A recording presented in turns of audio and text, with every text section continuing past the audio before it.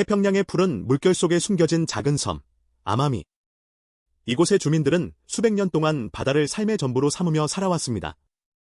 그들의 삶과 영혼은 거대한 쿠로시오 해류와 깊이 얽혀 있으며 매년 붉은 달이 하늘을 물들이는 밤, 그들은 쿠로시오 노테, 즉 핏빛 조개 축제를 통해 바다의 은혜에 감사하고 미래를 기원합니다. 이 축제의 시작은 오래전, 섬에 흉년이 들어 사람들이 굶주림의 허덕일 대로 거슬러 올라갑니다. 전설에 따르면 한 소녀가 밤바다에 나가 울부짖으며 바다의 신에게 간절히 기도를 올렸다고 합니다. 그 간절함에 감응한 바다의 신은 소녀에게 붉은 조개를 가져다 주었고 그 조개는 인간이 상상할 수 없을 정도로 많은 살을 품고 있어 섬 전체를 굶주림에서 구했다고 합니다. 그 후로 섬 주민들은 붉은 조개를 신성한 존재로 여기며 그 조개가 가장 많이 잡히는 붉은 달의 밤을 특별한 날로 기념하기 시작했습니다. 축제는 해질녘부터 시작됩니다. 마을 어귀에 모인 주민들은 붉은색과 흰색의 전통 의상을 차려입고 각자 손에 횃불을 듭니다. 횃불의 불꽃이 어둠을 가르며 밤바다를 향해 나아가는 모습은 장관입니다. 젊은 남성들은 낡은 나무배를 타고 바다로 나가 붉은 조개를 채취하는데 이는 단순한 채취가 아니라 바다의 정령에게 허락을 구하는 의식과 같습니다. 그들은 노래를 부르며 조심스럽게 조개 껍데기를 훑어내고 너무 많은 양을 채취하지 않도록 조심합니다. 붉은 조개는 크기가 매우 작지만 껍데기를 열면 마치 핏방울처럼 붉고 진한 액체가 가득 차 있습니다. 이 액체는 매우 귀한 영양분을 품고 있다고 믿어지며 이 축제의 하이라이트입니다. 여성들은 해변가에서 붉은 조개를 이용한 특별한 음식을 준비합니다. 조개 자체를 날것으로 먹기도 하고 쌀과 함께 끓여 죽처럼 만들기도 합니다. 특히 붉은 조개의 즙을 쌀에 섞어 지은 붉은 밥은 축제의 필수 음식입니다. 이 밥을 먹는 것은 바다의 생명력을 몸속으로 받아들이는 행위로 여겨집니다. 축제 중에는 바다의 노래라고 불리는 특별한 노래가 연주됩니다. 이 노래는 대대로 구전되어 온 것으로 파도의 움직임, 바람의 속삭임, 그리고 바다 생물들의 울음소리를 담고 있다고 합니다. 노랫소리가 밤바다에 울려 퍼지면 마치 바다의 정령들이 함께 축제를 즐기는 듯한 신비로운 분위기가 감돕니다. 하지만 이 축제에는 엄격한 금기도 존재합니다. 붉은 조개를 채취할 때는 절대 바다를 향해 욕설을 하거나 불경한 행동을 해서는 안 됩니다. 또한 축제 기간 동안에는 섬 밖의 사람들과의 접촉을 최소화하며 외부인이 가져온 음식은 먹지 않습니다. 이는 섬 주민들이 바다와의 순수한 유대감을 유지하고 외부의 부정적인 기운으로부터 자신들을 보호하기 위한 전통입니다. 붉은 달이 가장 높이 뜰 때 마을의 장로가 나서서 붉은 조개로 만든 쌀밥을 떠서 바다에 봉헌합니다. 이것은 바다에 대한 감사와 다음 해의 풍요를 기원하는 가장 중요한 순간입니다. 붉은 밥알들이 파도에 흩어지는 모습은 마치 바다가 주민들의 마음에 화답하는 듯합니다. 아이들은 붉은 조개 껍데기를 모아 목걸이를 만들고 서로에게 행운을 빌어줍니다. 핏빛 조개 축제는 단순한 먹거리 축제가 아닙니다. 그것은 삶과 죽음, 풍요와 굶주림, 그리고 인간과 자연이 어떻게 조화롭게 공존해야 하는지에 대한 깊은 성찰을 담고 있습니다. 아마미 섬의 주민들에게 붉은 조개는 바다의 선물이며 붉은 달은 새로운 시작을 알리는 희망의 상징입니다. 이 고대의 의식은 시간의 흐름 속에서도 변치 않는 인간의 자연에 대한 경외심을 보여줍니다. 핏빛 조개 축제의 마지막은 섬 주민들이 모두 손을 잡고 원을 그리며 춤을 추는 것으로 마무리됩니다. 그들의 춤사위는 파도처럼 밀려왔다 사라지기를 반복하며 바다의 끝없는 생명력을 표현합니다. 다음 붉은 달이 뜰 때까지 아마미 섬의 주민들은 바다의 은총 속에 평온한 삶을 이어갈 것입니다. 핏빛 조개 축제는 잊혀진 세상의 한 조각이자 자연의 섭리에 순응하는 인간의 지혜를 보여주는 소중한 문화유산입니다. 안데스 산맥의 험준한 봉우리들 사이, 구름에 가려진 듯한 사라 산맥의 고요한 마을. 이곳의 주민들은 태양을 일라파라 부르며 절대적인 숭배의 대상으로 여깁니다. 그들에게 태양은 생명의 근원이자 만물의 질서를 유지하는 절대적인 힘입니다. 매년 하지 직전, 태양이 가장 강력한 힘을 발휘하는 시기에 쿠에르포 델 솔, 즉 태양의 몸 축제가 열립니다. 이 축제는 단순히 태양을 기리는 것을 넘어 마을의 젊은이들이 태양의 힘을 체화하여 공동체의 활력을 불어넣는 신성한 의식입니다. 축제의 준비는 몇 달 전부터 시작됩니다. 마을의 장로들은 신성한 숲에서 특정 종류의 희귀한 새들의 깃털을 채취합니다. 이 깃털들은 마을의 젊은이들이 사용할 가면을 만드는 데 쓰이며 각 깃털의 색깔과 모양은 태양의 다양한 속성을 상징한다고 믿어집니다. 붉은 깃털은 태양의 뜨거운 열정을, 푸른 깃털은 하늘의 무한함을, 노란 깃털은 생명의 기운을 나타냅니다. 가면 제작은 최고의 장인들만이 참여하는 엄숙한 과정입니다. 그들은 깃털을 하나하나 정성껏 엮어 신성한 문양을 새긴 가면을 만듭니다. 이 가면은 착용하는 사람을 태양의 대리자로 만들어준다고 믿어집니다. 축제의 주인공은 솔레스, 태양의 아이들, 라고 불리는 젊은 남녀들입니다. 이들은 엄격한 시험을 거쳐 선발되며 축제 기간 동안 태양의 에너지를 온몸으로 받아들여야 합니다. 축제 전날 밤, 솔레스들은 마을 외곽의 신성한 동굴에 모여 밤샘 기도를 올립니다. 그들은 태양신 일라파에게 공동체의 안녕과 풍요를 기원하며 자신의 몸을 태양의 빛으로 정화합니다.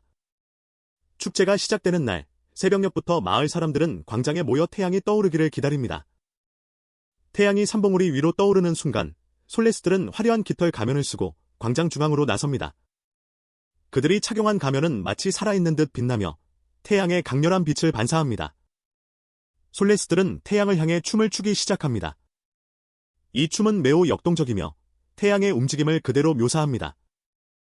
팔을 크게 휘젓는 동작은 태양이 떠오르는 모습을, 몸을 비틀고 회전하는 동작은 태양이 하늘을 가로지르는 모습을 상징합니다. 춤의 절정에는 솔레스들이 마치 태양의 불꽃에 휩싸인 듯 격렬하게 움직이며 그들의 에너지를 마을 전체에 퍼뜨립니다. 춤이 끝나면 마을 사람들은 솔레스들에게 다가가 그들의 가면을 만지며 태양의 축복을 기원합니다. 이 축제에서는 태양의 빵이라는 특별한 음식이 준비됩니다. 이 빵은 옥수수 가루와 꿀, 그리고 태양의 힘이 깃든 특별한 약초로 만들어집니다. 빵을 나눠 먹음으로써 마을 사람들은 일라파의 힘을 공유하고 공동체의 유대감을 강화합니다. 축제 기간 동안에는 마을 내에 특별한 금기가 적용됩니다. 낮 동안에는 태양을 직접적으로 쳐다보는 것을 금지하며 해가 진 후에는 집 밖으로 나가는 것을 삼갑니다. 이는 태양의 강력한 에너지가 사람들에게 해를 끼칠 수도 있다는 믿음 때문입니다. 축제의 마지막 날, 솔레스들은 마을의 가장 높은 언덕으로 올라가 태양에게 마지막 춤을 바칩니다. 그들의 춤이 끝나면 그들은 가면을 벗고 태양의 힘을 잠시 동안만 빌렸음을 인정합니다. 하지만 그들의 몸속에는 태양의 기운이 남아있어 앞으로 1년 동안 마을을 보호하고 풍요를 가져다 줄 것이라고 믿어집니다. 사라 산맥의 깃털 가면 의식은 자연과 인간이 얼마나 깊이 연결되어 있는지를 보여주는 생생한 증거입니다. 그것은 단순한 축제를 넘어 삶의 순환과 공동체의 화합을 위한 인류의 오랜 염원을 담고 있습니다. 쿠에르포 델솔은 사라져가는 원주민 문화의 정수를 보여주며 우리에게 잊혀진 세계의 아름다움을 다시금 깨닫게 합니다. 지구의 북쪽 끝, 시베리아의 광활한 툰드라 지역. 이곳은 영하 수십 도를 웃도는 극한의 추위와 눈보라가 끊이지 않는 땅입니다. 이런 혹독한 환경 속에서 수천 년 동안 살아온 사람들이 바로 네네츠족입니다. 그들의 삶은 툰드라를 이동하며 술록을 키우는 유목 생활과 깊이 연결되어 있습니다. 네네츠족에게 술록은 단순한 가축이 아니라 생존의 전부이자 신성한 존재입니다. 그들의 음식, 의복, 거처, 심지어 정신적인 안식처까지 술록 없이는 상상할 수 없습니다.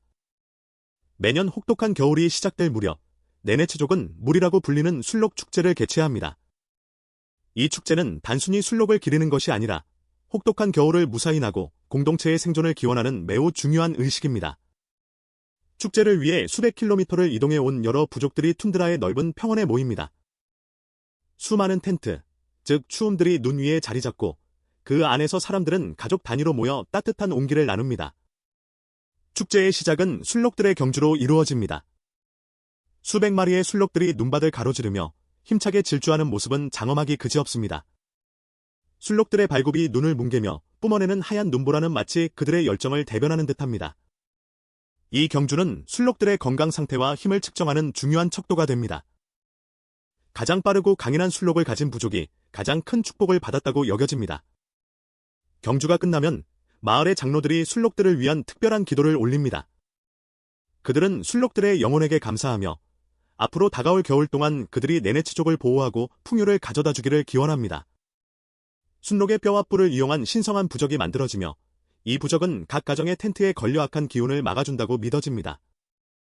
축제 기간 동안 네네츠족은 특별한 전통 음식을 나누어 먹습니다. 순록의 고기를 날것으로 먹거나 말려서 먹기도 합니다.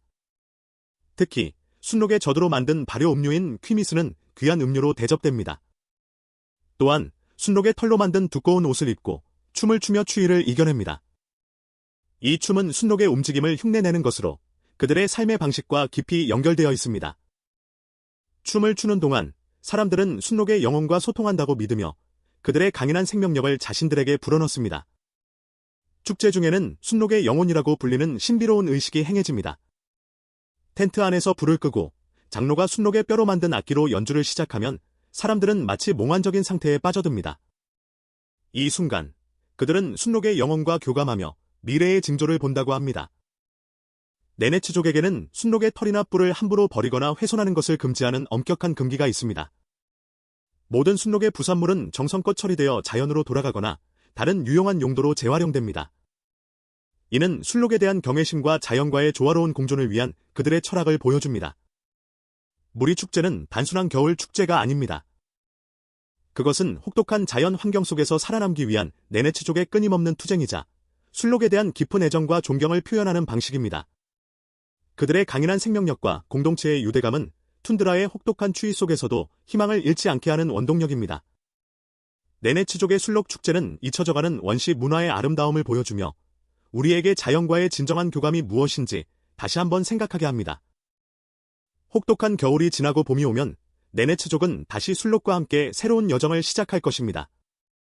그들의 삶은 순록과 함께, 툰드라와 함께 영원히 이어질 것입니다.